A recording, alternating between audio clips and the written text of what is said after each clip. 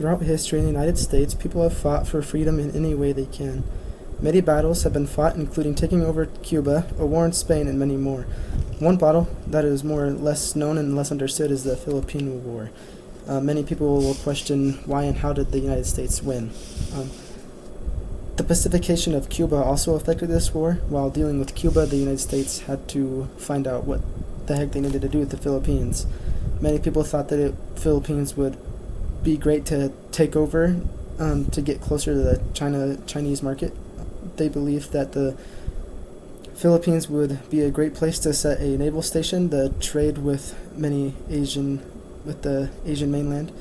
A fear that leaders of the United States had was that the European power, like Japan or something, would overtake the Philippines. This would result in more difficult with trade and allow for what President McKinley would say as bad business.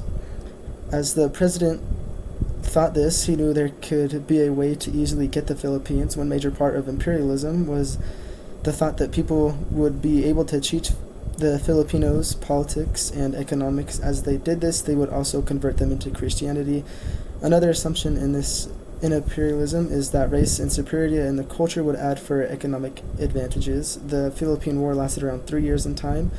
While dealing with Spain, a Filipino named Aguinaldo, with help, seized control over the main Philippine island called Luzon.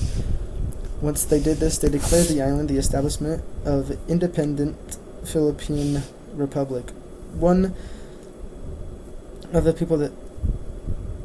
people found that the Americas were trying to gain control on the area, they retaliated. This caused the all-out war to break out. The war was known for having two phases. The first phase involved Aguinaldo trying to fight the Americans for control against the obviously higher trained American troops. The second phase started with more guerrilla warfare.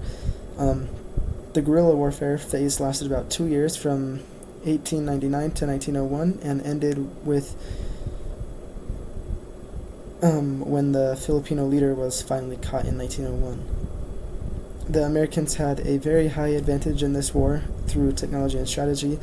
The attempt from the Philippines to start a war was a poor decision. It did not help them at all. Overall, this war helped the U.S. prepare for greater wars that would come in our time, and it was very needed.